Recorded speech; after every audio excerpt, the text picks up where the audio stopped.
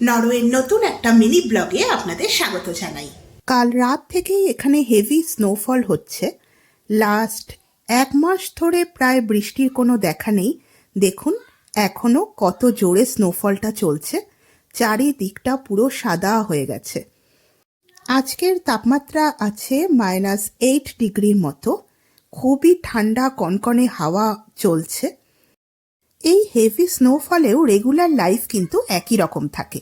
এখন দুপুর 11টা মতো বাজে, আমি বানিয়ে নিচ্ছি এখানে খিচুড়ি আর আলু ভাজা। নরওয়েতে রুল আছে, নিজের বাড়ির সামনে যে রাস্তাটা সেটা কিন্তু হোম অনারদের দায়িত্বেই থাকে পরিষ্কার করাটা। যদি না করা হয় আর সেখানে যদি কেউ স্লিপ খেয়ে যায় তাহলে কিন্তু ফাইন পর্যন্ত হতে পারে। নরওয়েতে ওয়েদার যতই কঠিন হোক, এই সিস্টেমটা স্ট্রং হওয়ার জন্য ডেইলি লাইফ কিন্তু বন্ধ হয় না। এই বুলডোজারগুলো সকাল 6টা থেকেই কাজ শুরু করে দেয়। আমি প্রায়ই দেখি এই রাস্তাটা এরা ক্লিয়ার করে, কিন্তু কখনো আপনাদের সাথে শেয়ার করা হয়নি সেভাবে। তাই আজ ভাবলাম এই পুরো জিনিসটা আপনাদের সাথেও শেয়ার করি। নরওয়েতে সব রাস্তা কিন্তু একসাথে পরিষ্কার করা হয় না। আগে main road, bus route, hospital route এই সবগুলো পরিষ্কার করা হয়, আর তারপরে রেসিডেন্সিয়াল যে এরিয়াগুলো আছে সেগুলো পরিষ্কার করা হয়। ভালোই করছে এইখানের রাস্তাগুলো, সব দেখুন কিভাবে পরিষ্কার করছে। এখানে আরেকটা জিনিস খুবই ইম্পর্টেন্ট, যে এই শীতকালে উইন্টার টায়ার ছাড়া কিন্তু গাড়ি চালানোটা ইল্লিগাল। সব গাড়িতে স্নো টায়ার থাকেই। প্রত্যেক বছর সরকার এই স্নো ক্লিনিংয়ের জন্য কোটি কোটি ক্রোনার খরচ করেন। এখানে দেখুন কত বরফ তুলে নিয়ে যাচ্ছে এই ট্রাকটা। আরও বরফ আছে, এরা এই জায়গাটা এখন পরিষ্কার করছে। আমার তো ভয়ই লাগছিল যে সামনেই গাড়িটা আছে, এই বরফটা তোলার সময় যদি কোনো স্ক্র্যাচ পড়ে যায় তাহলে খুবই প্রবলেম হয়ে যাবে।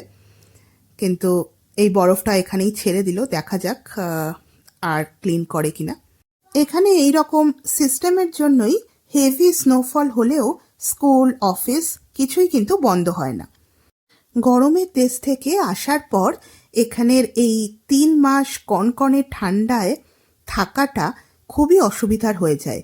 প্রথম দিকে আসার পর তো আমার খুবই অসুবিধা হয়েছিল, এখন তাও অনেকটাই অভ্যাস হয়ে গেছে এটা।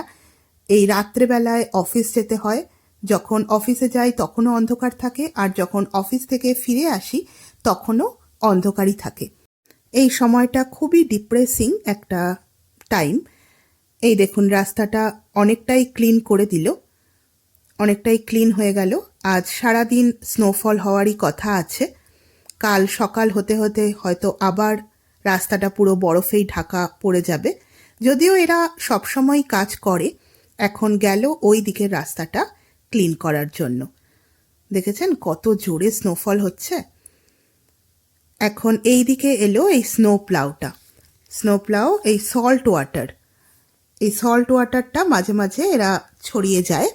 এটা বরফ গলাতে সাহায্য করে আর নতুন বরফ জমতে দেয় না।